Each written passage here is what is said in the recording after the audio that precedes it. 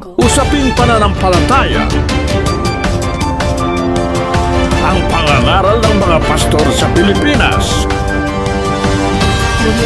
Ang tanong, katotohanan ba?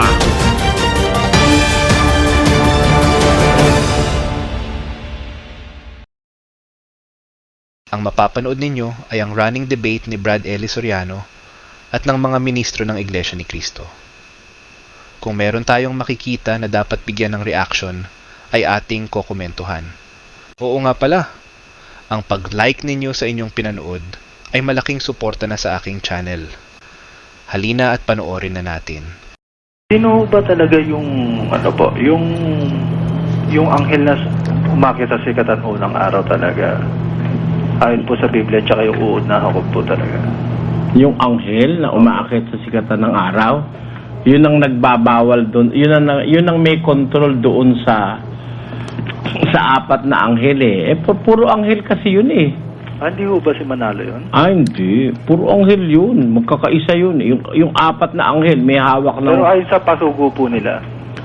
Sa pasugo nila si Manalo yan, pero hindi pwedeng si Mr. Manalo yan dahil unang-una, no, ipansinin mo, apat yung hangin, ano? Hanggang ngayon hindi nila alam yung tatlo eh. Isa lang ang hangin nila eh. Paano? Kung si Mr. Manalo yun, dapat alam niya yung apat na hangin doon. Kasi apat yun eh. Masyado naman yatang kapangahasan sabihin mong ikaw yung anghel doon. Hindi mo alam ang kahulugan ng apat na hangin. Pati nga yung kahulugan ng banal na halik, hanggang ngayon hindi nila alam eh. Paano naman sila yun, kapatid? Malaki namang katawa-tawang bagay. That is very ridiculous. That you are portraying yourself in an incident in biblical prophecy when you do not know the details of that biblical prophecy. Hindi mo po pwedeng sabihin kasama ka sa insidente kung hindi mo alam yung biblical prophecy na yun, kung ano mga detalye. Yung nag-uusap doon, mga anghel. Pare-pareho silang anghel na nakasulat, sabi. Kaya sabi ko, hindi tao yan, ano? May hawak ng hangin eh. Hindi kaya ng taong ang hangin, hawakan. Hindi nahahawakan ng hangin, ng tao ang hangin. Ang nakakagawa lang na hawakan ng hangin, ang Panginoon Diyos at ang kanyang mga anghel na espiritu. Pero ba, Bradeli, paniwala ho nila si Manalo po ay anghel po yun? Oo, sabi nila, yung daw anghel eh. Meron ba tayo mababasa sa Biblia po na ang anghel ho ba pag nagkatawan tao, mayroon po ba? Pwede po ba yun? Maaaring ang anghel magkuha ng sangkatawang tao, no? Opo. Pero kalugod-lugod ho ba sa Diyos yung gagawin ng mga anghel na gano'n? Ay, meron nung araw, may mga ginawa ang mga anghel na kumuha ng katawang tao, nag-asawa sa mga anak na babae ng tao. Hindi naman mga anghel na tapat sa Diyos eh. Pero meron mga anghel din na kumuha ng katawang tao para magpakita to send or to be instrumental in giving short messages doon sa mga tao nung una. Kagaya nung napakita kay Gideon, ano? Tapos yung napakita kay Moises, mga anghel yun. Siyempre, nagpakita sila saan yung makikilala sila ng mga tao. Pero lahat ho ba ng anghel po na nagkatawan tao kalugod doon?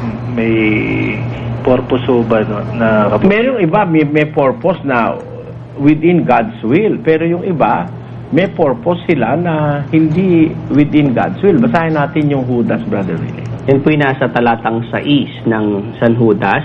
At ang mga anghel na hindi nangag-ingat ng kanilang sariling pamunuan, kundi iniwan ang kanilang sariling tahanan, ay iniingatan niya sa mga tanikalang walang hanggan sa paghuhukom sa dakilang araw. Ayan, yan ay mga anghel na hindi nag-ingat ng kanilang pamunuan, iniwan nila yung sarili nilang tahanan. They have left their own habitation, sabi ng Biblia. Isa po siguro doon si Manalo.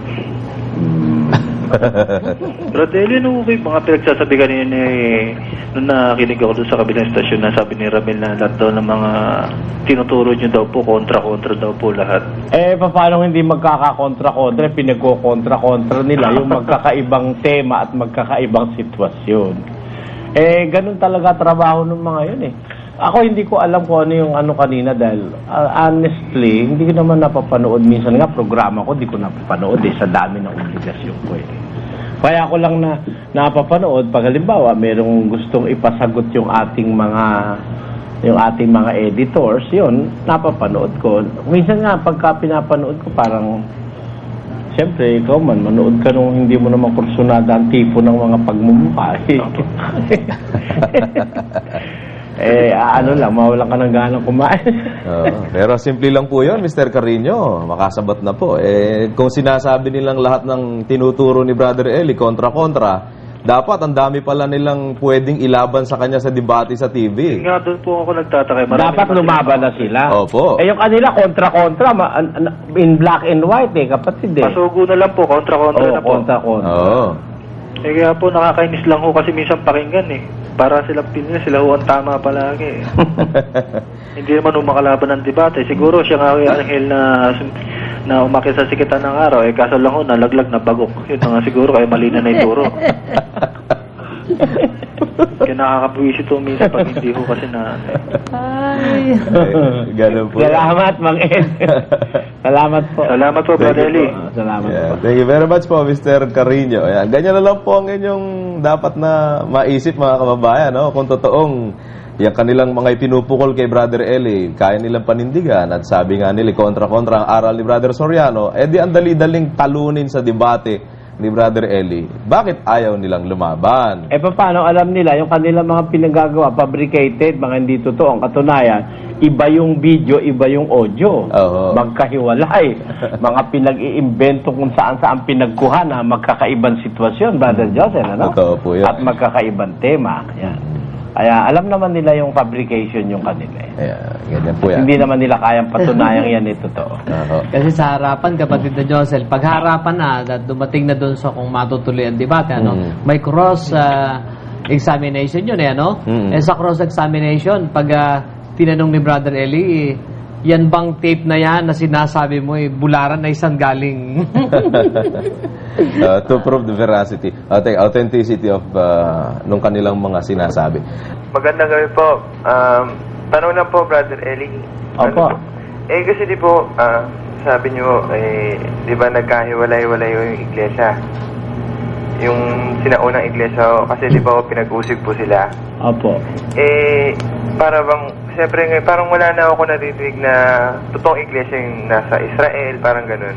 Ba't ano po ba talaga nangyari? Kasi sabi ng iglesia ni Cristo, natalikod daw ho. Hindi natatalikod yung iglesia, Tatandaan mo kasi, pag sinasabi yung salitang iglesia, let us be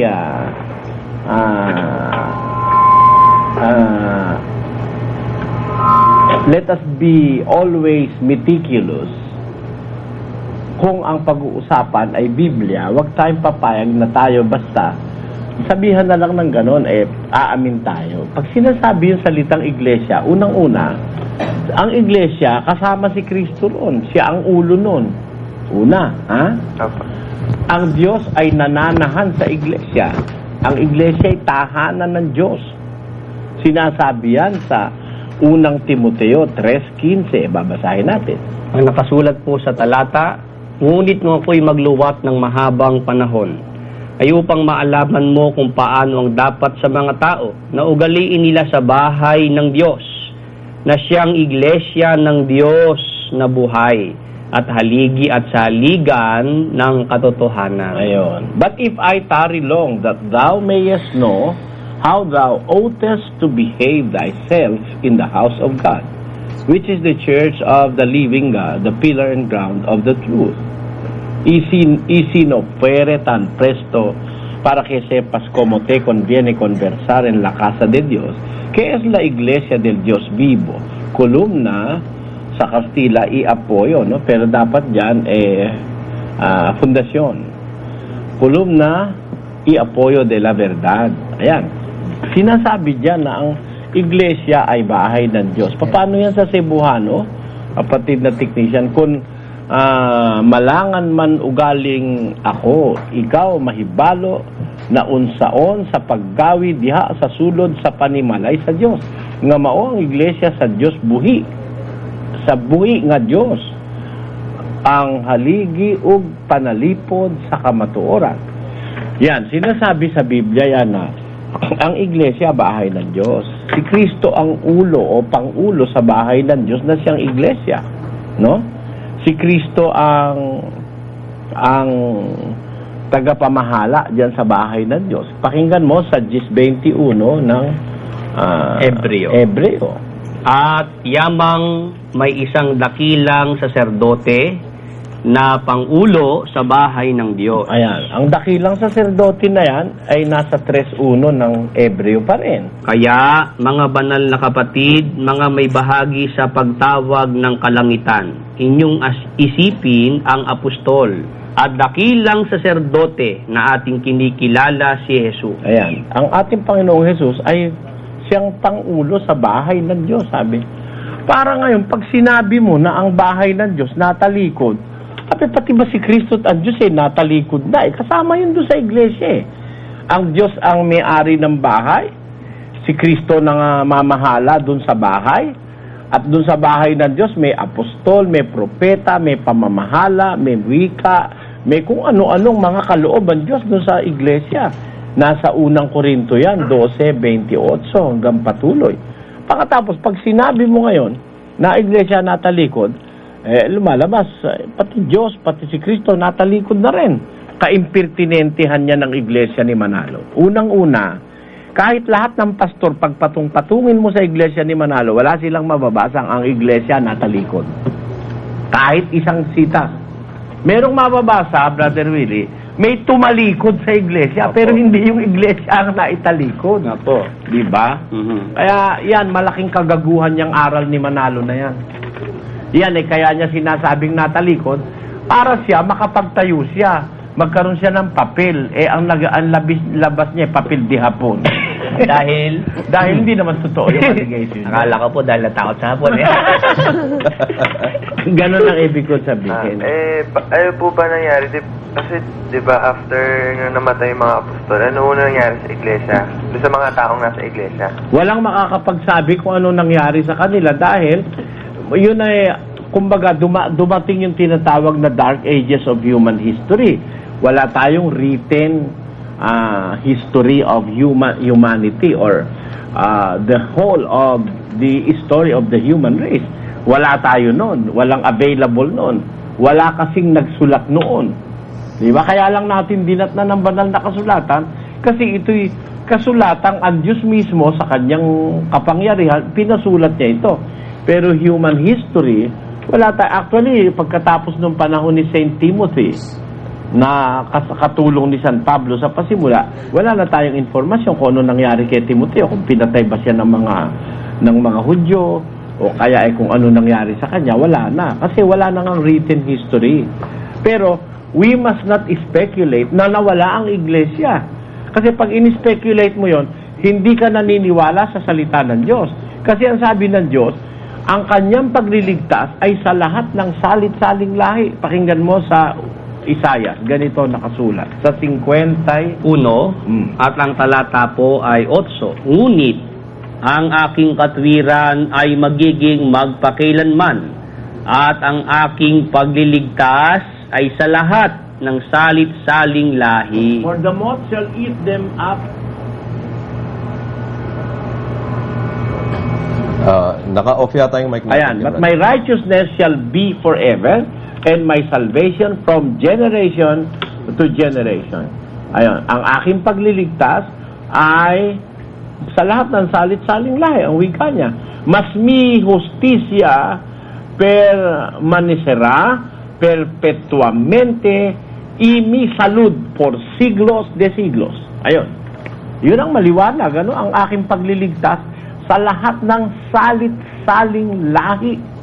Pagka nawala yung pagliligtas ng Diyos sa isang sali ng lahi, lalabas hindi totoo yung hula na yan, ano? Para yan maging totoo, dapat nating paniwalaan na sa lahat ng sali ng lahi may pagliligtas na ginagawa ang Diyos. Kaya lang, hindi nasulat sa istorya ng sangkatauhan. Para maniwala kang nawala ang iglesia, lumalabas. Biro mo mula nung 100 years AD, 98, nung mamatay si Juan, ano? Apo. Tapos nabalik lang 1914. Biro mo halos magdadalawang taon walang pagliligtas ng Diyos. Ganun ba ibig sabihin nun? Yon ang katangahan ng tagapagturo ng iglesia na yan. Ganun pala. Isa pa po pala, Relly. Sige. Kasi sinama po ako ng isang kapatid ng Iglesia ni Cristo, sumamba.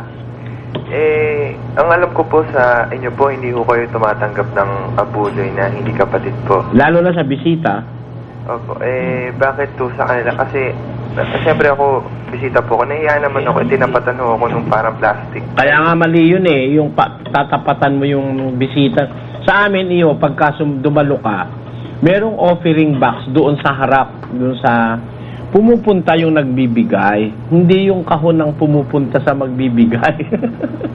Nakaka-offend kasi yun Halimbawa, wala kang ibibigay, bisita ka, para kang napapahiya nun, ano? Kaya kahit yun na lang ang pera mo, ihulog mo doon sa kahon. Isa nga yun sa tinututulang kong aral ng Iglesia ni Manalo. Kasi sa Biblia, yung lumalapit, yung nagbibigay, yun ang lumalapit sa kahon. Basahin natin, ha? Sabi po yan sa aklat po ng Marcos, sa 12 at ang talata po'y 41 patuloy. At umupo siya sa tapat ng kabangyaman at minasdan kung paanong inihuhulog ng karamihan ang salapi sa kabangyaman at maraming mayayaman ang nangaghuhulog ng marami. At lumapit ang isang babaeng bao at siya'y naghulog ng 2 lepta na ang halagay halos 1 beles. At pinalapit niya sa kanya ang kanyang mga alagad at sinabi sa kanila, katotohanan ng sinasabi ko sa inyo, ang dukhang baong babaeng ito ay naghulog ng higit kaysa lahat ng nangaghuhulog sa kabangyaman, sapagkat silang lahat ay nagsipaghulog ng sa kanila'y labis. Tatapot siya sa kanyang kasalatan ay inihulog ang buong nasa kanya, sa makatwid bagay ang buong kaniyang ikabubuhay. Ayun, maliwanag dyan, Brother Willie, yung lumapit yung babae bao doon sa huhulugan, ano? Opo. At sa Iglesia ni Manalo, ang lumalapit yung kahon. Dala po ng mga jacollector sa kajakolekta. Oo, jacollector. Yun nga, siyempre natapatan ako, nahiya naman ako hindi magbigay. Oo, mali yun. Sa amin, hindi ka mapapahiya dahil nakalagay doon sa harapan, sa may malapit sa pulpito, hindi kami tumatanggap ng abuloy sa hindi namin kapanampalataya o hindi pa bautisado. Ganon. Kasi may kadiskusyon ko rin ko yung kasama ko sabi daw niya, pinakikinggan ko, kurakot daw. Kayo yung kasi pinakikinggan ko. Sabi ko naman sa kanya, sino bang mas mayaman sa dalawa? Di ba kayo?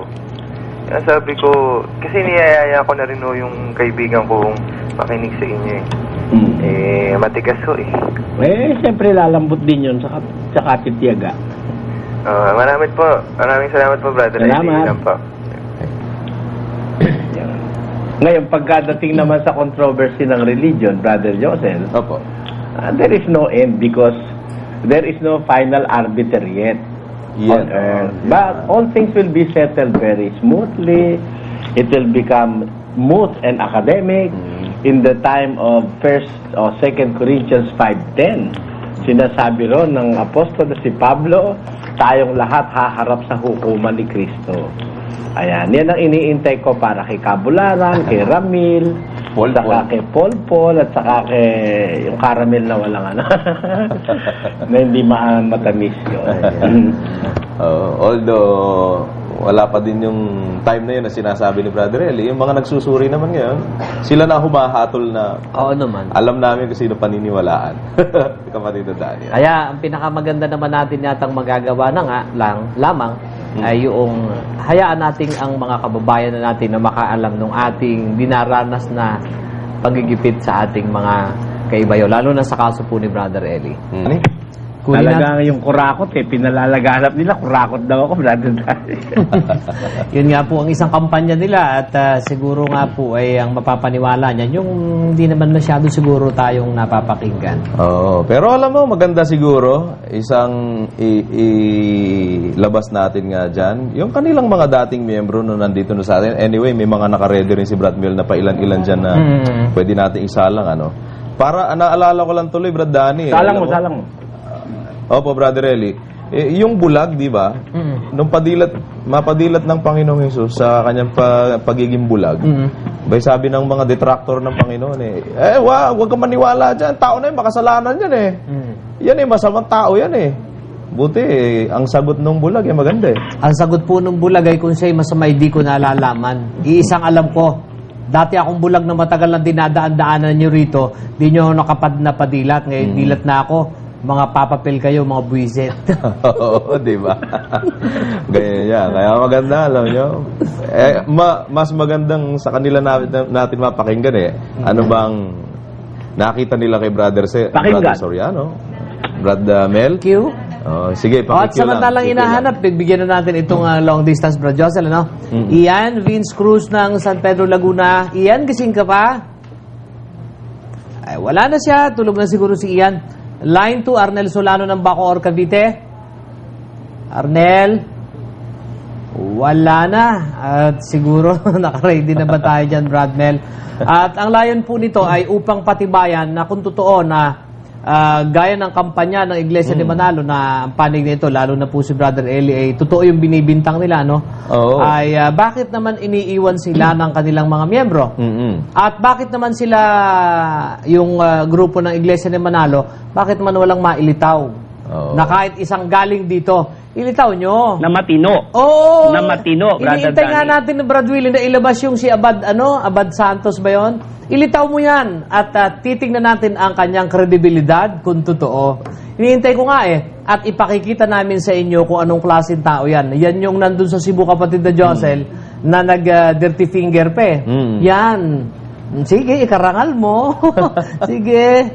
At lalo kayo masusubo. Kaya hindi nila ililitaw yan, Brad Josel, ano? Oo. Diba? Kasi alam nyo mga kababayan, lagi na lang ang sumbong ng mga tao Sabi ho nila, ganyan kayo, Brother Soriano, ng mga tumatawag sa atin. Napakinggan ho namin. Sabi nila, ganito kayo. Totoo nga naman, napakarami na mga sinasabing labang kay Brother Eli. Against his personal na... Oo. Foul diba? na. Oo. Andiyan dayok-dok sa pera. Andiyan si Brother Eli ng hostage. Andiyan si Brother Eli land grabber. Si Brother Soriano ay manghuhot-hot, hid-hid. Ano pa? Extortioner. Parang Abu Sayyaf, baligtad ang utak, lahat na, kapatid na Dani. Pero sa kabila ng sinasabi ho nila. Patugtog mo muna kaya lahat yung sinasabi nila yun. Meron ka ba dyan, Brad Mel? Maganda ano natin dyan? Di ba nakakompile sa'yo yung... Magkaroon tayo ng premise, ano? Oo. Kung ano-ano pinupukol nila. Makasalanan na yung tao na yan, masama yan. Basahin nga natin muna talata, Brad Willie. Yan po'y mababasa dito po sa aklat ng San Juan. Ito po'y nasa 9 at ang talata po ay 24. Dahil dito'y tinawag nilang bilang ikalawa ang taong naging bulag. At sinabi sa kanya, luwalhatiin mo ang Diyos. Nalalaman naming makasalanan ang taong ito. Sumagot nga siya, kung siya'y makasalanan ay hindi ko nalalaman. Isang bagay ang nalalaman ko, na bagaman ako'y naging bulag, ngayoy nakakakita ako.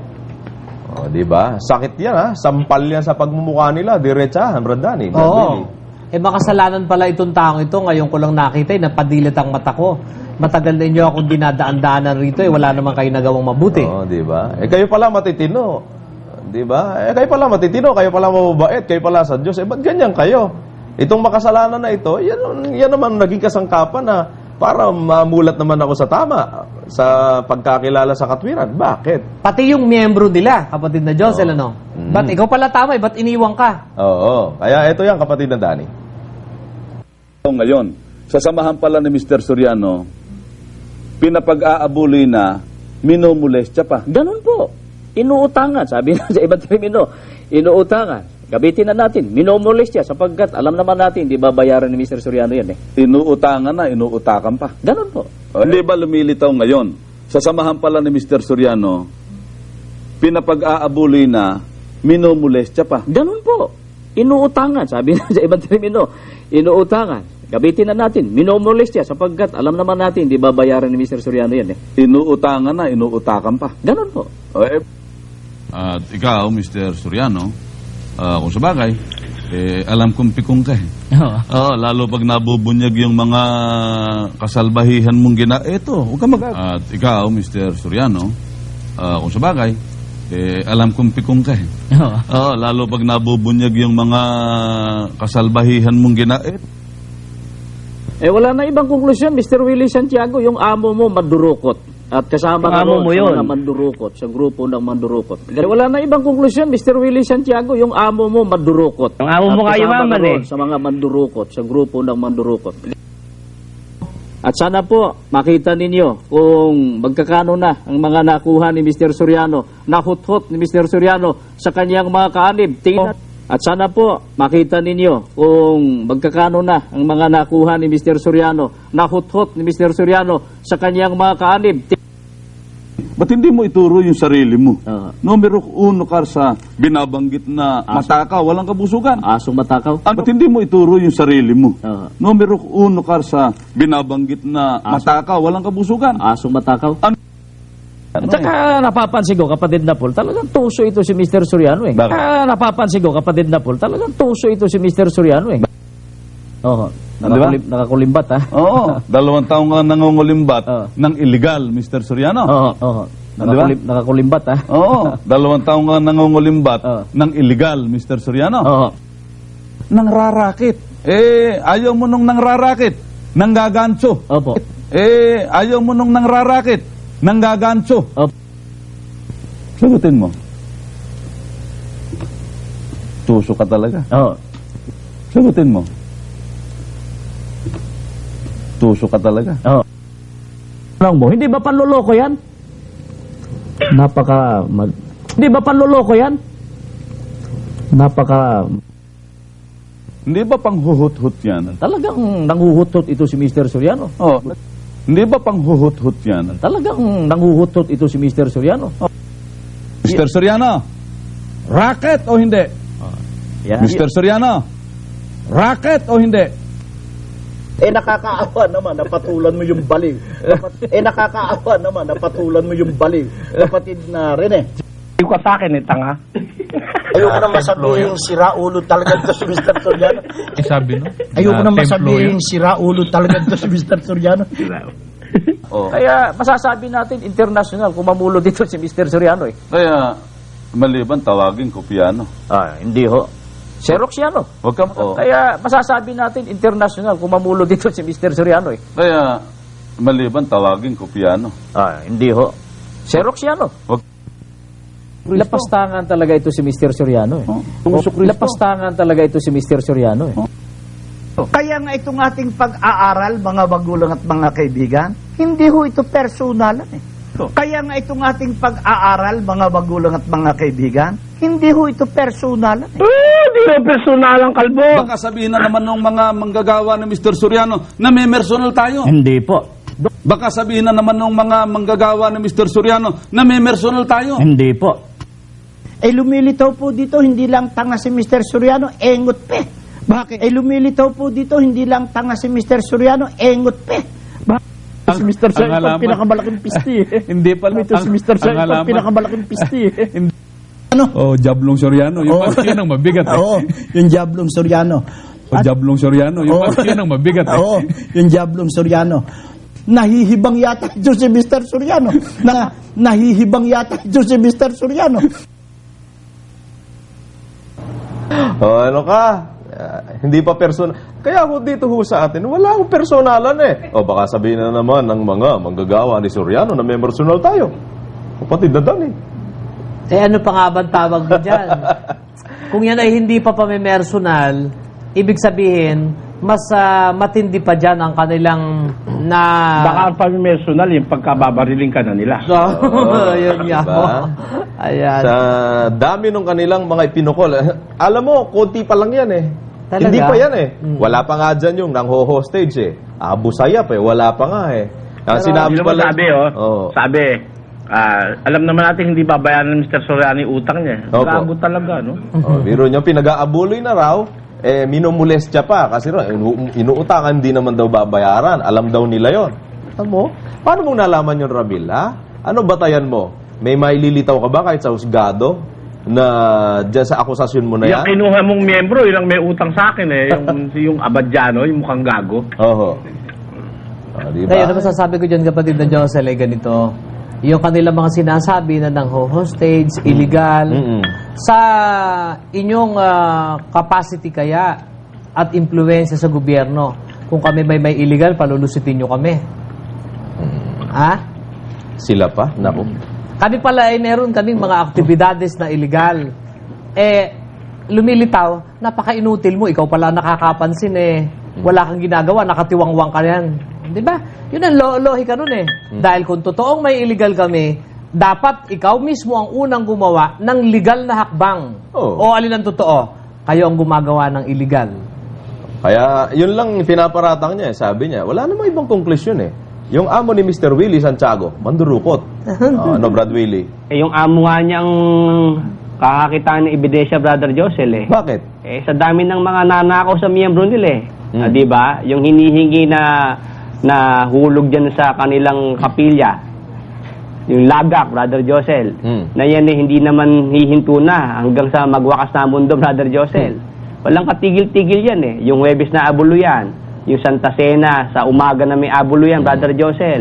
O yung Pasugo, na ang pang-imprenta hihingin sa abulo yan. Tapos pagka na-imprenta na, pababayaran naman sa mga miyembro. Correct. Di ba? At pati yung bisita, kapatid na Willie, yung katatawag-tawag lamang, ay pinag-abuloy din. Oo. Paano ngayon natin maitakukubli ang katotohanan talaga na kung sa pangungurakot, sila nga itong hayag na hayag. Ikalawa, may narinig ka na ba sinagot ang mga iglesia ni Manalo na yung hamon natin, kung totoong hindi kayo gumagawa ng ganyang ibinibintang nyo sa aming pangungurakot, halimbawa, sabi nila, anong hanap buhay mo? Si Brother Eli naglilitaw ng mga hanap buhay natin, Meron tayong pinagkakakitaang legal. Kayo, mula sa dinaramit mo hanggang sa sinasakyan nyo, saan galing? Pati panigarilyo mo, Pol, saan kanino galing? Saan galing yan?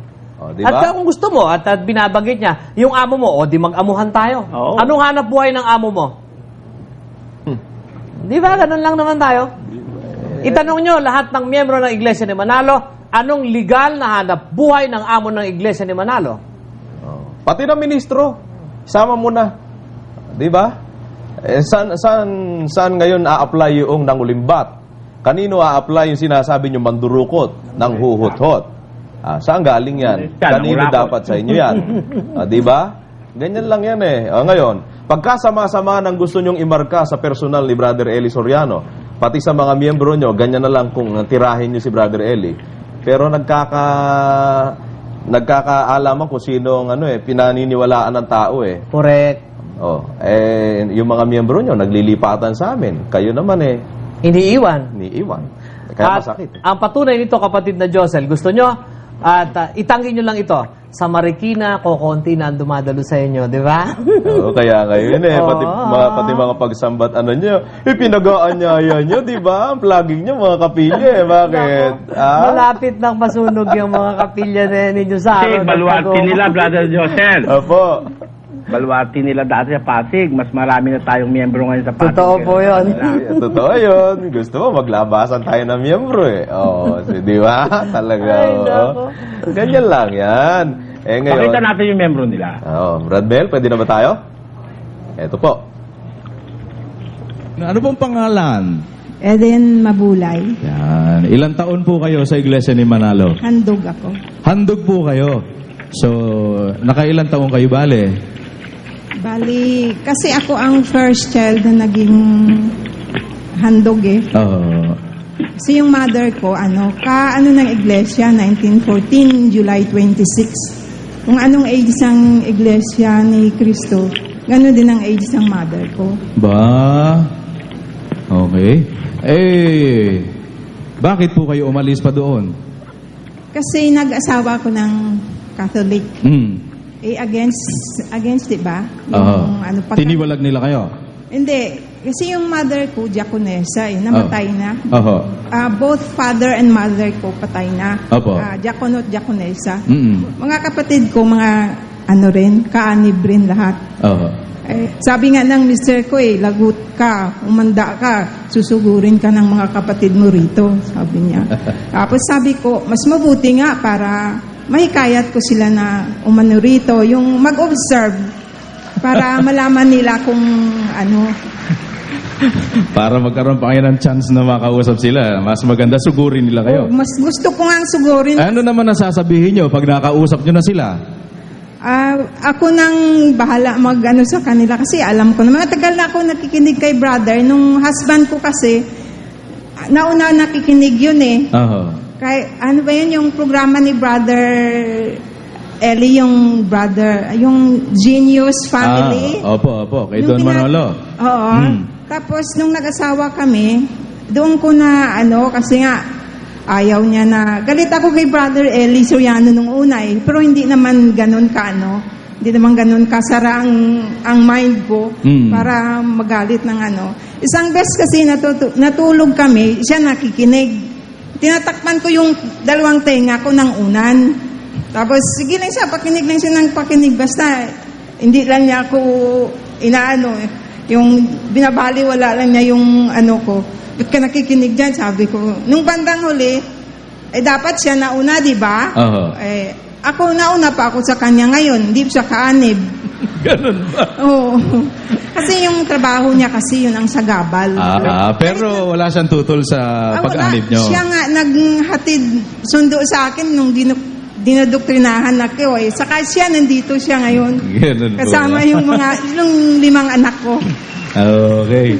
Sige po. Naniniwala ba kayo downfall na ni Brother Eli? Ay, hindi totoo yan. Kung downfall, di sana hindi ako umanib dito. Okay, sige po. Eto pa isa. Sige po.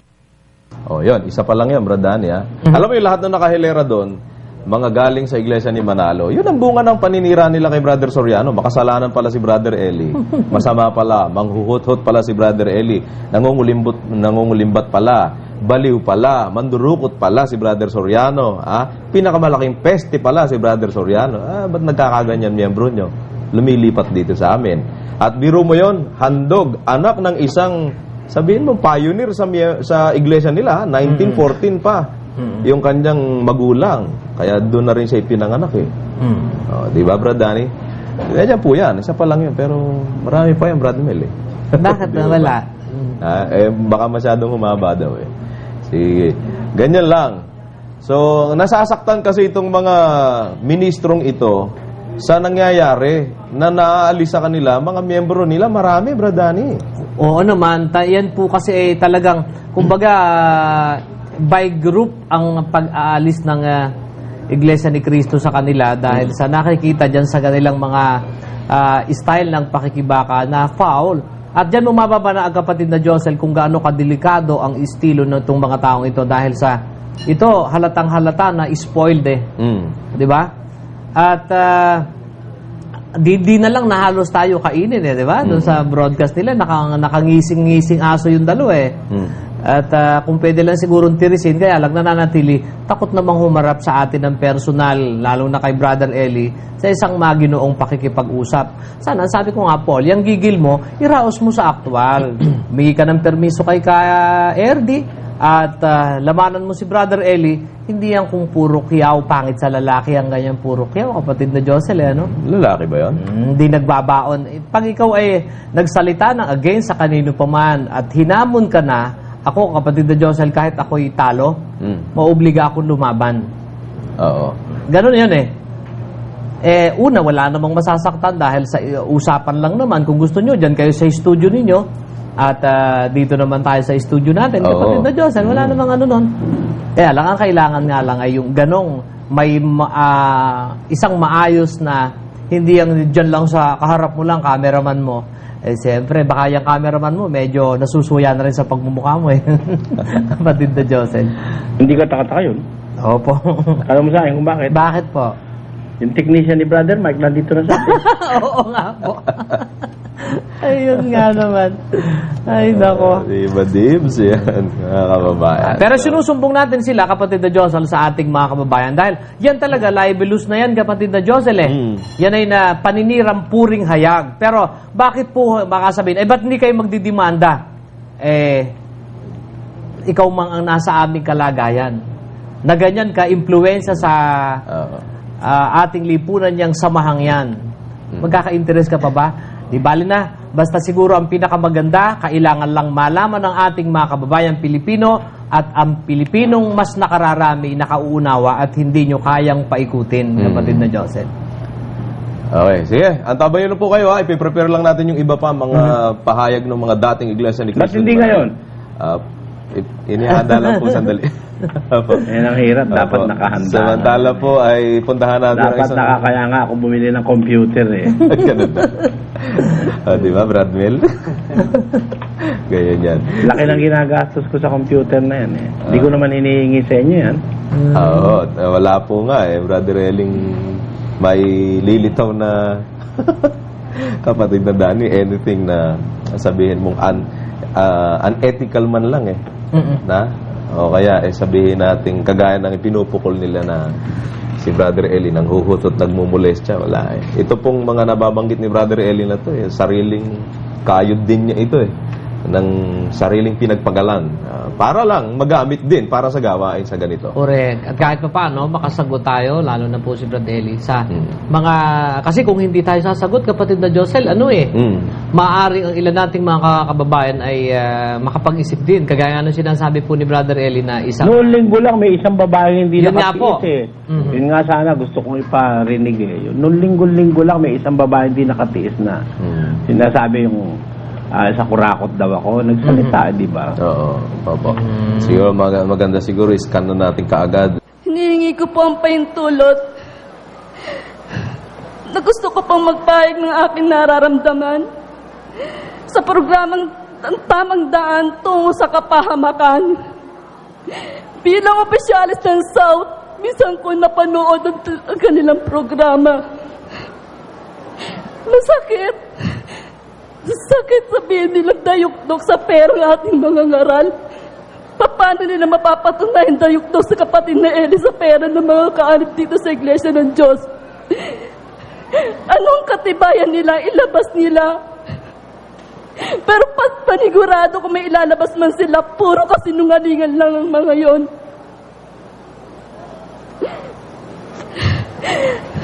Paano magiging dayukdok sa pera ng aming mga ngaral? Gayong santambak ang kanyang utang. Utang na kailanman hindi siya nagpasasa. Sapagkat nandyan ang telebisyon, ang radyo, ang internet.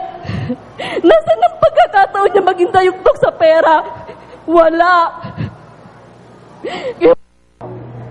Ayan po yung sinabi natin kanina na hindi nakatiis yung ating ilang mga kasamahan o kapatid na nag-react sila dahil talagang masakit naman yung sabihin mo talagang harap-harapan ng walang katotohanan naman at may masabi na lang itong grupo ng Iglesia ni Cristo. Kaya yun, nakapagsalita yung kapatid na Josel. Oo, paratang.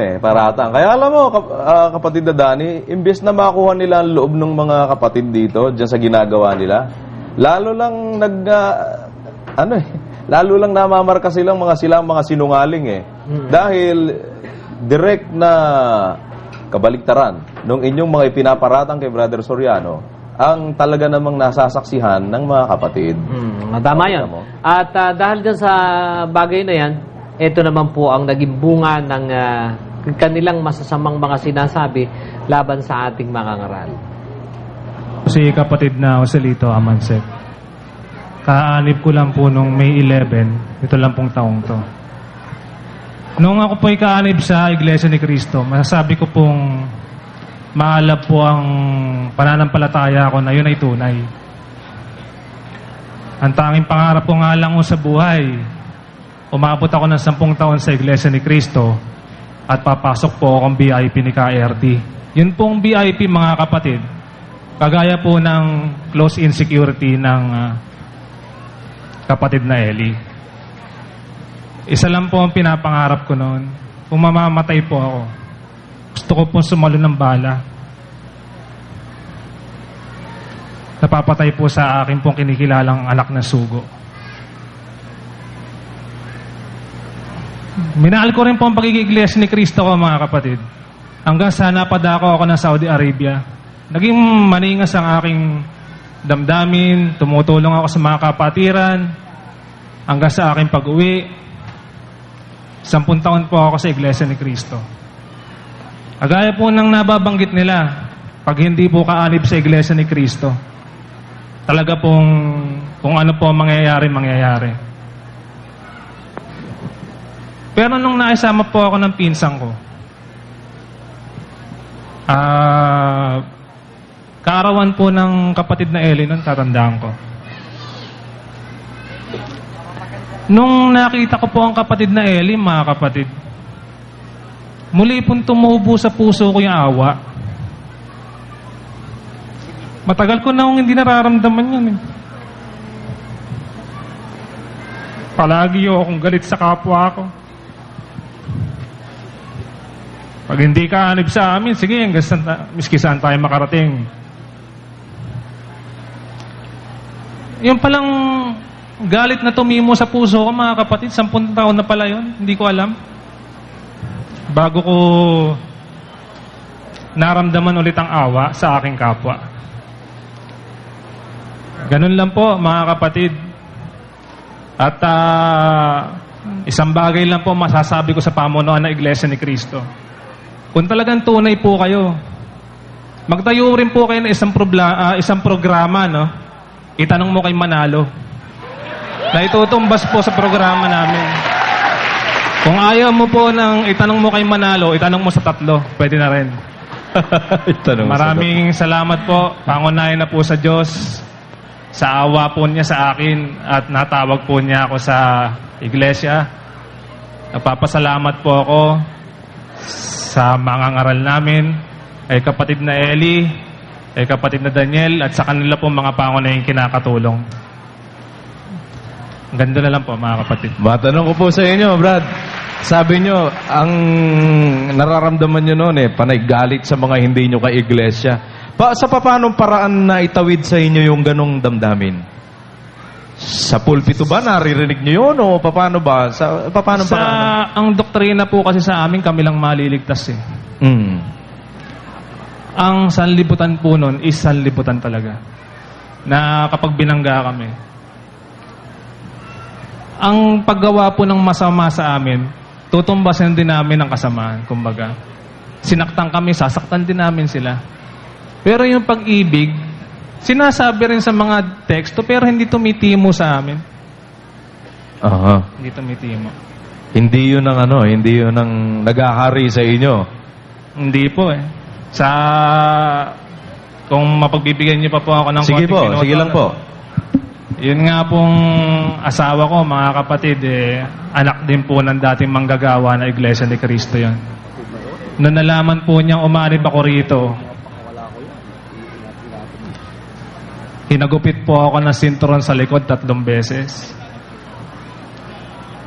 Yan, sinabi ko lang ho sa kanya, ganyan ba mga tunay na lingkod ng Diyos nananakit? Lahat na ho, lahat ng tulong, lahat ng... kasi po, pag lumabas kayo sa iglesia, kaaway na rin po kayo eh.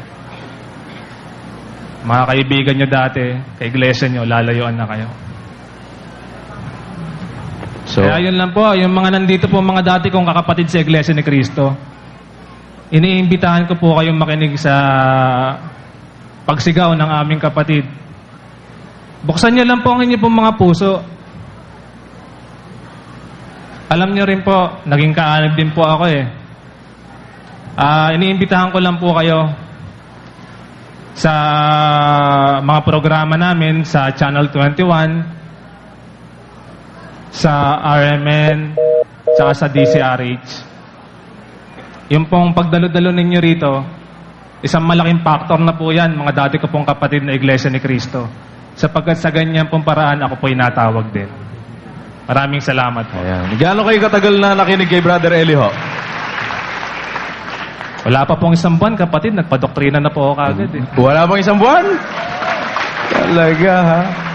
So, ano po ngayon ang masasabi nyo pagkakaiba sa loob ng 1 buwan na pagsusuri ninyo, tsaka doon sa 10 taon naman na inilagi nyo sa Iglesia ni Cristo?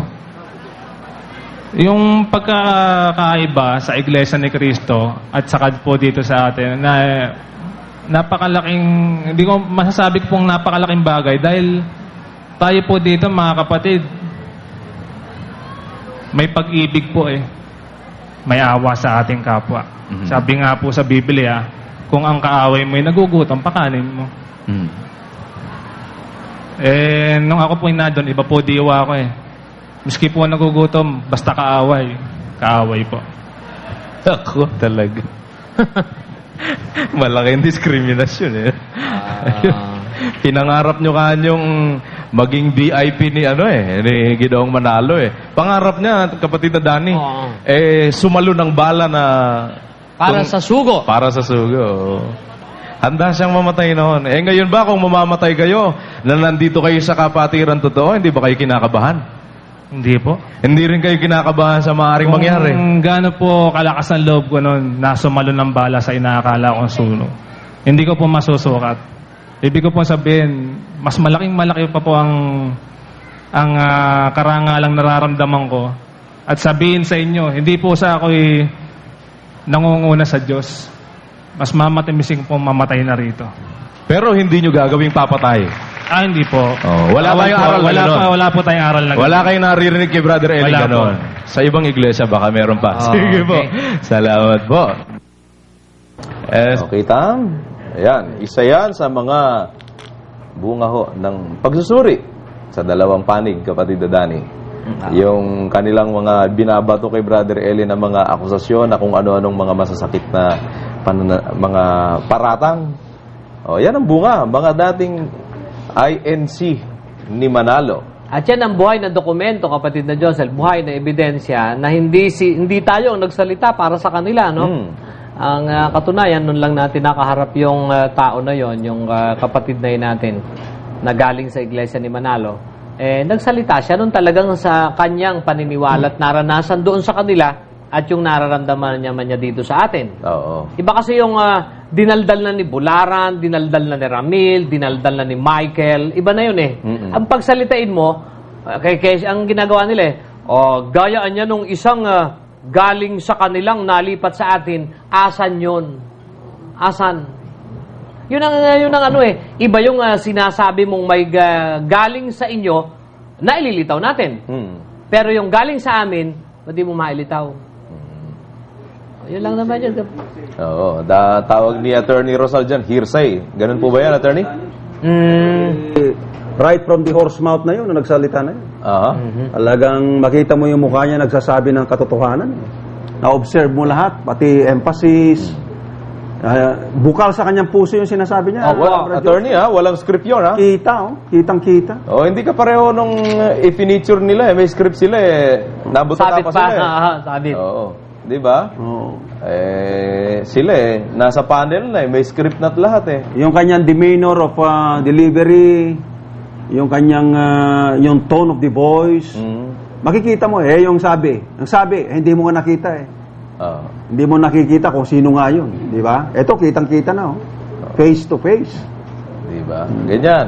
Kaya kita nyo, ganyan ho sa atin. Yung mga nagsasabi at nagpapatotoo, nagsasalita, hindi natin tinuro ang kanila sasabihin, hindi natin binigyan sila ng script, ganito ang gagawin mo at sasabihin. Wala ho nun Basta't kung anong naramdaman nila, anong nakita nila, anong pananampalataya nila. Alam mo, Brad Josel, Attorney, sa 39 na taon na ako'y naging di man dapat practicing lawyer, from the time that I passed the bar in 1964. Kasabay ko nga si kaibigan ko si Senator Sagisag Pero yun, si Sagisag, number 6 sa bar yun Hanggang sa kasalukuyan, siyempre, sanay ka ng kumilatis sa mga kausap mo. Very sharp na mga senses mo. Alata mo kung hid-hid, kung dayok-dok, kung sino man yung kausap mo, yung inaaniban mo. Wala Maski express or implied, yung sixth sense ko, wala. Zero. Kay Brother Eli, yung mga sinasabi nila. Totoo yan. Yung sinabihan nga ako, inutil yung religion ko, hindi man lang ako ano bang tawag doon? Natinag Dahil totoo naman Talagang nasa Katoliko pa kayo noon nasa Katoliko pa kayo noon, Dad, nung mukhaan. Nandun ako sa stage kung iba yung tao nga noon bakit ako abogado pagsasabihan ako ng ganun? Totoo kasi you accept the truth. A bitter feel of the truth, no? Kanya, alam mo, Brad Jose, ibig sabihin ba, isang katulad ko, sabihin nila, abogado, practicing lawyer, etc. Marami na tayong karanasan dyan na mag-observe. Aba, kailangan magaling kang mag-observe sa lahat ng bagay. Lahat ng senses mo, very sharp. Dahil hindi naman tayo nagpa-practice na by influence, etc. Talagang yung senses mo, talagang sense of justice, of passion, everything. Na talagang final na determination mo, lagi yung katotohanan, the truth. Wala, kaya nga ako nakikita ko. Hindi naman sabihin ko mo nandito ako sa kaanib na ako ngayon eh. Sabihin niya, anong tawag doon, yung ako'y pumapabor sa ating mga ngaral. Wala, hindi ko nakakitaan si Brad Eli sa lahat ng sinasabi nilang ganyan eh. Nilista ko nga kanina, umabot na 20 eh. Puro superlative, Nakita ko kay Brad Eli, very compassionate, very understanding, considerate. Kung gusto nga niya yumaman, ang dami-dami nagpupunta sa atin doon ng mga politiko, di ba, Brad Josel? May nabalitaan ba tayo na hininga niya ng kwarta ron? Ba't pa nagtsatsaga siya ng maghanap buhay kung talagang gusto niya magpayaman, di ba? So, yan. At ganyan din po ang nasasaksihan ng mga dating iglesia ni Manalo na napalipat na dito sa ating Brad Danny. Kaya nga nang sinasabi nga ni attorney, yung sasalita nung kanina na isang dating INC, hindi mo man lang kakakitaan ng yun eh. Nagsisinungaling sa kanya sinasabi, hindi mo masesense na nagpapaimbabaw. Hindi ba kagaya nila, iniupo si Ber Santiago, bueno kapatid na Ber, isang bagay na gusto nating liwanagin na yung sinasabi nila sa kanilang programang di umano ay buhay pa ang asawa ni Kayoli, ay iyon na ang kinakasama si Kayoli. Diba? Kumanaba naman ng gano'n eh. Naka-script na yun, ha? May script na yun. Biro mo, sumagot-sagot sila ng sila rin ng mamamarka sa kanilang mga pagsasalita ng mga sinungaling dahil sila rin ang naglabas ng mga ebidensya na nagsisinungaling sila. The same episode, the same program, hindi magkakaibang ano yun. Magkakaibang... Isang pagkakataon. Oo. Kundi dun sa isang pagkakataon na yon, lumabas na sinungaling si Bernardo Santiago at saka itong si Bularan. Bakit? Pinatunayan niya dun sa mismong dokumentong dala-dala niya, which is the death certificate of kapatid na Manny ba? Tandog. Na buhay pa nga si Manny Tandog na asawa noong inagaw niya. Yung babae. Yun nga, para mas maganda, isalang mo na nga yun eh. Mismo. Ako nga pala, kapatid na Ber, sa isang pagkakataon ay napakinggan ko doon sa programa ni Mr. Soriano na meron silang binabanggit na bakit daw pinakikisamahan mo si kapatid na Yoli gayong buhay na buhay pa ang kanyang unang asawa. Maraming salamat po kapatid na June at nabanggit ninyo ang tungkol sa bagay na iyan. Yung pong sinasabi nila sa kanilang programa na yon, yung po'y hindi totoo. Na para po bang sinasabi ni Ginoong Navales na buhay pa yung unang asawa ni kapatid na Yoli, nagsasama na kami. Hanggang ngayon. Hanggang ngayon. Hindi po totoo ang bagay na yan. Sapagkat ang katunayan po niyan, namatay na po yung unang asawa ni Yoli noong pong May 23, year 2001. At ang katunayan po ay hawak ko po ang kaniyang death certificate. Kaya po yung kanilang sinasabi, kapatid na Rene, na kami na parabang kanilang pinalilitaw sa kanilang palatuntunan na buhay yung unang asawa ni Kayoli, ay nagsasama kami, yung po'y paninira lamang na sinasabi nila sa akin. Ang isa pa siguro na dapat nating liwanagin sa ating mga kababayan, kapatid na Ber, ay papaano ka naman naging kaanib sa Iglesia ni Cristo gayong ikaw ay naging manggagawa pa ni Mr. Soriano? Noong pong taong 1998 nang ako ay itiwalag sa samahan ni Ginoong Soriano, ako po at ang aking asawa ay naninirahan noon sa Bicol, sa Pili. Camarines Sur. Sa kasalukuyan po, ako at ang aking asawa ay masiglang kaanib sa loob ng Iglesia ni Cristo. Kami pong mag-asawa ay nabautismuhan noong October 14, 2000. Sapagkat ang katunayan po niyan, namatay na po yung unang asawa ni Yoli noong pong May 23, year 2001, at ang katunayan po ay hawak ko po ang kaniyang death certificate. Noong pong taong 1998 nang ako ay itiwalag sa samahan ni Ginoong Soriano, ako po at ang aking asawa ay naninirahan noon sa Bicol, sa Pili. Sa kasalukuyan po, ako at ang aking asawa ay masiglang kaanib sa loob ng Iglesia ni Cristo. Kami pong mag-asawa ay nabautismuhan noong October 14, 2000. Napakalinaw, May 23, 2001, namatay yung asawa ni Yoli, Cayolinio. Na inagaw na asawa yan eh. Ang tumangay itong si Bernardo Santiago.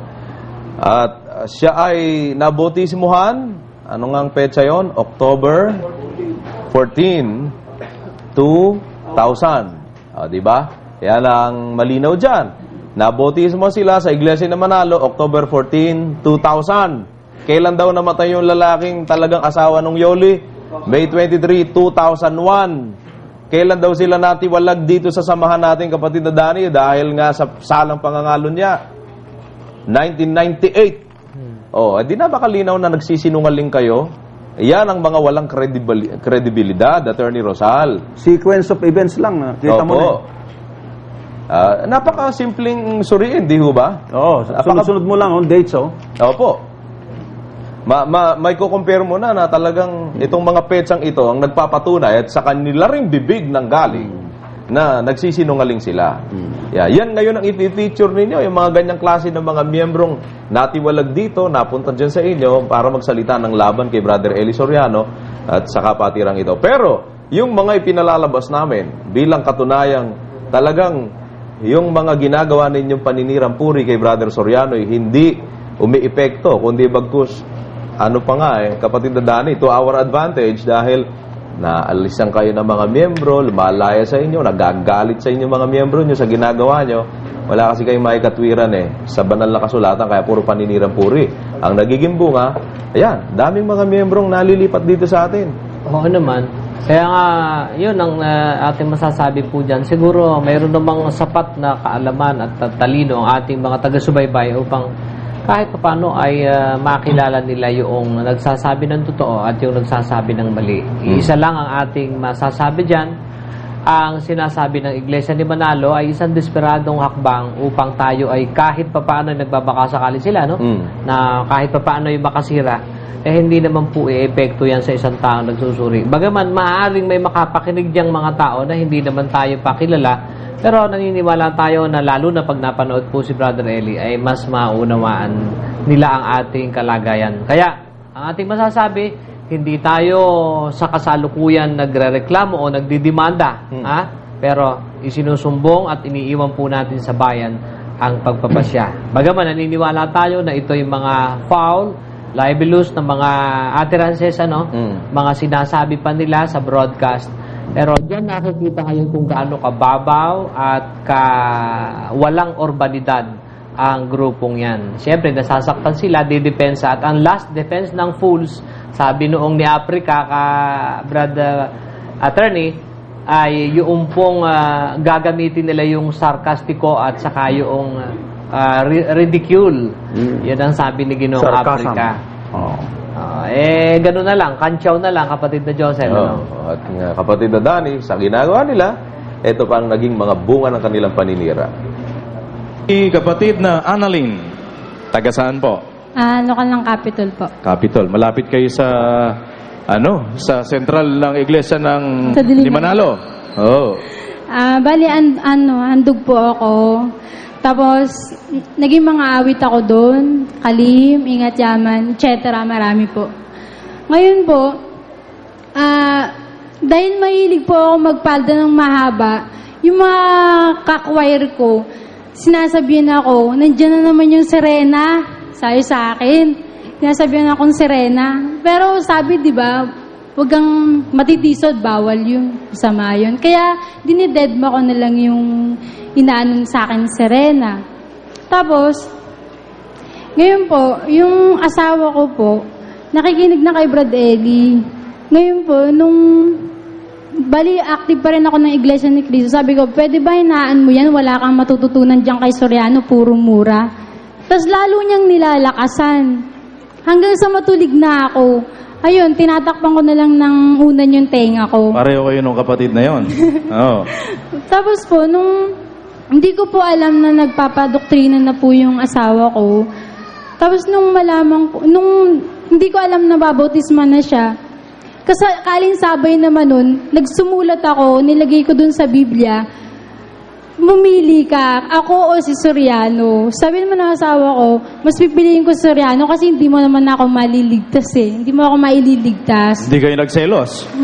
Okay lang po yung kasi nakikita ko na po yung totoo. Kasi nung mga panahong yun na active po yung asawa ko dito, pag wala po siya, nanonood ako kay Brad Eli.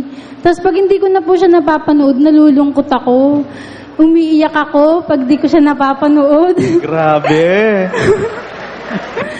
Ngayon po, sana makapagpatuloy ako. Dahil tinakwil na ako ng mga magulang ko. Dahil sabi, nag-asawa na ako ng hindi kapanampalataya. Tapos inilagay ko pa yung buhay ko sa hindi totoo. Kaya nakikiusap ako kay Kabularan na sana alam ko nalalaman niyo yung totoo. Maawa kayo sa mga kaluluwa dyan. Sana magsama-sama na tayo dito.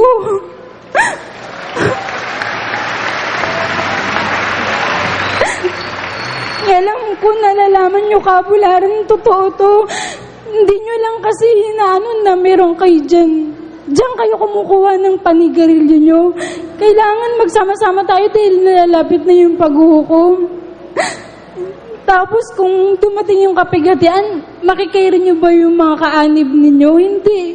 Kasi kami, halos naglalakad ako para makapunta ng kapilya, para makaawit lang. Tapos yung abuloy ko, piniprepare ko para mayroon lang ako. Tapos walang kabuluhan yun. Imagine 20 years akong Iglesia ni Cristo. Sana magsama-sama tayo, nakikiusap akong muli. Kabularan, maawa kayo sa mga kaluluwa nyo. Yun lang po. Kita mo na, Kabularan, hindi ka ba, di ba lang ba natitinag yung pero mo 20 years na dating miyembro ninyo, kapatid na Dani, ano? Oo naman.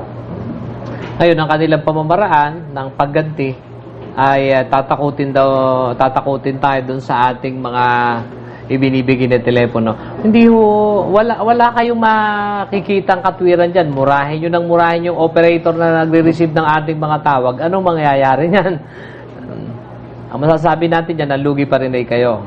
Kasi, yun, kagaya ng mga nakakarating sa ating reklamo ngayon, at mura daw ng mura dun sa ating mga information centers na ibinibigay natin na para tawagan ng mga tao naghahanap ng katwiran. Oo. Nahayag lang lalo po ang inyong estilo at ang inyong kalooban. At sa mga miyembro naman ng Iglesia ni Cristo ni Manalo, mga kababayang INC, panoorin nyo lang po, huwag kayong hindi nyo ba napapansin ang inyong sarili na kayo na ang nagtatanggol para sa mga ministro nyo? Kayo na ang hindi nila may pagtanggol ang aral nyo, kayo naman itong ang ginagawa ninyo, nagagalit kayo, mura kayo ng mura sa mga teleponong ng coordinating centers natin, kapatid na Dani. Hindi po yan makakatulong sa inyo di ba? Lalo lang kayong nasasaktan Pakinggan nyo yung mga pahayag ng mga dati ninyong kasama. At itong mga taong ito hindi napasama nung mapunta sa amin. At hindi rin sila mga masasamang mga tao na kagaya ng sinasabi ho ng iba dyan. Ang kanilang naging tanging batayan para umalis dyan, aral. Nakita nila, mali-mali ang aral dyan sa Iglesia ni Manalo. Lumipat sila dito dahil nakita nila totoo at may batayan ang mga sinasabi ni Brother Soriano. Ngayon, kung yan, ikinagagalit ninyo, wala kayo sa lugar. Ang lalabas niya, wala kayo sa lugar. Di ho ba? Kasi ang ikinagagalit nyo, bagay na mali naman yung ginagawa nyo Oo naman. At kung naiintindihan lang sana nila na yung sinasabi ni Brother Eli, higit na kapakipakinabang para sa kanila kung tatanggapin lang nila, hindi sila magagalit Parang yan yung parang yan yung nangyari lang ayon sa aking analysis doon sa Iraq. May mga taong galit doon sa Amerika, pero ngayong nakita na nila na tinutuon ng Amerika yung pagbabagsak doon sa kanilang diktador, mismo sila na ngayon ay bumalingbing na kaagad. Dahil nung umpisa takot lang kasi kapatid na Josel dahil pag may nabalita ang ikaw ay medyo lean ka doon sa hindi ka pabor kay Saddam, patay ka agad. Nung naalaman din, wala na siguro kaming panganib, pwede na kaming mag-express ng nasa aming kalooban, bumaliktad sila At mismo sila ngayon yata, may group na ngayong nakatatag na sila na ngayon ang humahunting dun sa kanilang puno dati.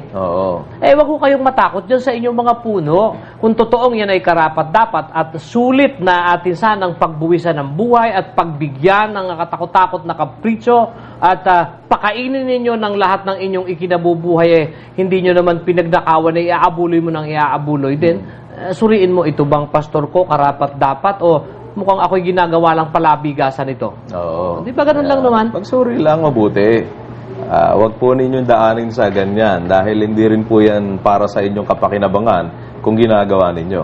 Magkaganon pa man, okay lang. Talagang ganyan. Basta ba nakikinig kayo kahit nagagalit kayo Manood lang kayo kay Brother Soriano at naniniwala kami baka kagaya kayo ng isa pa. Eto pa isa. Magandang hapon po mga kapatid. Handog daw po ako, yung tinatawag na handog. Pero lahat po ng mga kamag-anak ko, talagang, pati po ninuno ko, mga iglesia ni Cristo ni Manalo. Yung pong lolo ko, si Alipio, mayroon po siyang malaking katungkulan sa iglesia. Either na secretary or treasurer po ng buong pangkalahatan. Yung mga magulang ko din po, namatay din pong mga kaanib dito sa iglesia ni Manalo. Yung pong mga kapatid ko sa New York, din po sila, diakonesa, sila din po ang nagtatag. Bali po, 1972, nagpunta na po ako ng Germany. Kami po yung mga pinaka-pioneer na mga kaanib ng Iglesia ni Cristo ni Manalo doon. Nauwi lang po ako dito mga 1994. Tapos, 1995, naanib na po ako dito sa atin, sa iglesia. Okay. Siya po ay si kapatid na... Luz Dumalski po. Ayan. Paano po kayong umalis dyan? Bakit kayo umalis sa Iglesia ni Cristo? Noong pong 1994 na umuwi po kami, nanonood po ko si Sis Abet Palomares kay Brad Eli. Sabi po niya, makinig daw po ako sa programa ni Brother Eli Soriano. Sabi ko, bakit hindi? Tinutulig sa po noon ni Brad Eli, yung mga iglesia ni Manalo, yung pong anghel na umakyat sa sikatan ng araw, at saka po yung sugo sa huling araw. Hindi ko po naintindihan sa amin yun. Sa kinatagal-tagal ko po nakaanib dito sa iglesia ni Manalo, hindi po na-explain sa amin yun. Ang nagdadala lang po ng Biblia yung mga ministro na umaakyat sa pulpito. Ministro din po kasi yung father ko. Kaya po sa madaling sabi, si kapatid na Luz ay anak ng isang... Ministro. Namatay nga Ano po ang pangalan ng tatay niyo, kapatid na Luz? Diosdado Zuniga po. Kapatid na Luz, ano naman ang masasabi mo? Doon una, nalaman mo na yung mga mali, yung ibon, walang pakpak, yung banal na hapunan, umaga.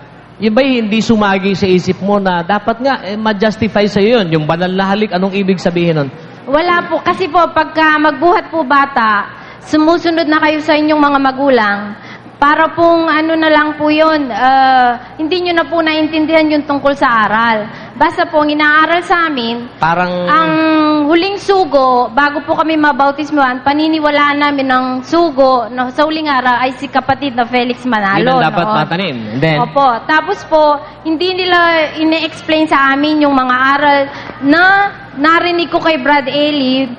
Yun lang pong 3 months pa lang po kami dito ni Sis Abet. Mas marami po akong naintindihan na aral tungkol sa Biblia kesa po sa mahigit akong 45 years sa Iglesia ni Cristo. Ang tagal, 45 years. Ganon Handog po. kayo. Ilang taon kayo nung mabautismohan dyan? Ano po? 12 years old. 12 din? Kasi po, ang ministrong nakalaan sa isang lokal, kailangan po, pagka-schedule po ng bautismo, marami siyang maisasubmit na mga pangalan na mababautismohan. Opo. Parang kota. May kota, gano'n. Oo. Hindi naman.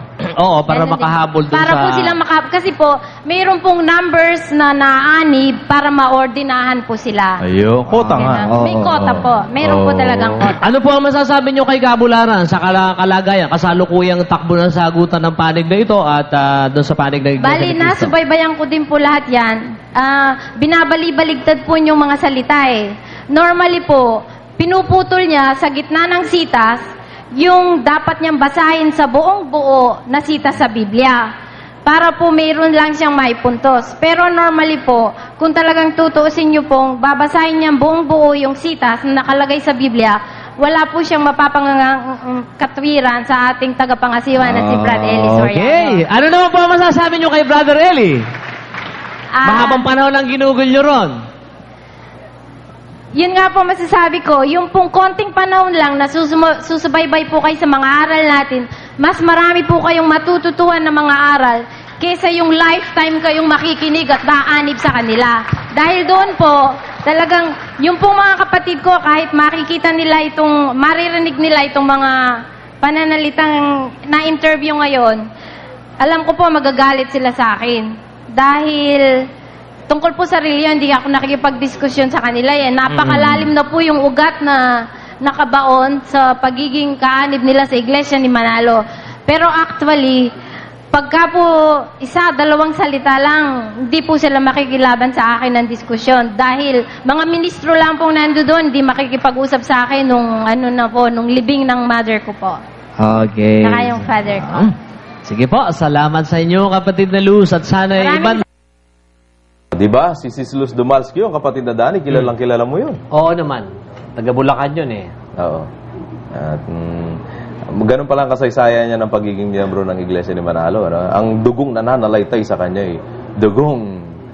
Talagang Oo, nasa pasugo mga yung pioneer kanya ng lolo. mga INC. Ano? Anak siya ng ministro. So talagang siya'y handog din. Yan ang mga naging bunga ng inyong mga paninira nyo. At yan ang ninuno niya, si kapatid na Catalino Alipio, kapatid na Dani. Yan pala General Treasurer, kapatid na Joseph. Ingat yamang pangkalahatan ng Iglesia ni Cristo. Kita mo? Kaya, yan matitindi yan. At ang apo niyang lolo mo, Brad Dani, ay naanib dito sa atin. Si kapatid na Luz. Di ba? Sige. Dahil sa pagsusuri niya. Ganyan. Kaya yung mga ginagawa ninyo, mga paninirang puri, tuloy-tuloy nyo lang yan. Bibigyan natin ng reaction ang napanood nating video. Hindi ko layunin ang magmarunong, kundi nais kong maibahagi ang aking natutunan sa Biblia. Ang INC, always INC. Ang INC ay halimbawa ng isang kultong relihiyon. Kaya maski ang dating punong ministro na si Caeranio Manalo ay tinuligsa niya ang kanyang mga ministro na naghahari-harian sa iglesia. Lumitaw na ang pagkakulto ng INC nang mamatay si Caeranio Manalo. Nabanggit kasi ang tungkol sa abuloy.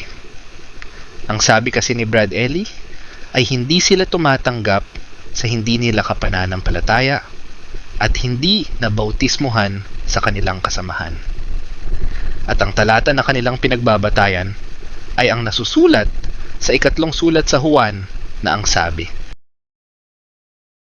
sapagkat dahil sa pangalan ay nangagsiyaon sila na walang kinuhang anuman sa mga hentil. Hindi ko alam kung bakit ang hindi kasapi sa ang dating daan ay tinuturing na hentil ni Brad Ellie. Kasi ang tinutukoy sa talata ay mga hentil ay hindi naniniwala sa Diyos. Ang ibig sabihin ng hentil per se ay mga taong hindi sumasampalataya sa Diyos. Ang mga Pilipino ay sumasampalataya sa Diyos pero namamali lang sa diwa dahil sa kakulangan ng kaalaman. Hindi lahat ng mga Pilipino ay ugaling hentil na hindi sumasampalataya sa Diyos. Maraming salamat sa panonood. Kung nagustuhan ninyo ang bago kong upload, please like, share, and comment. At kung hindi ka pa nagsasubscribe, ay mag-subscribe ka na upang lagi kang ma-notify ng YouTube sa mga bago kong upload.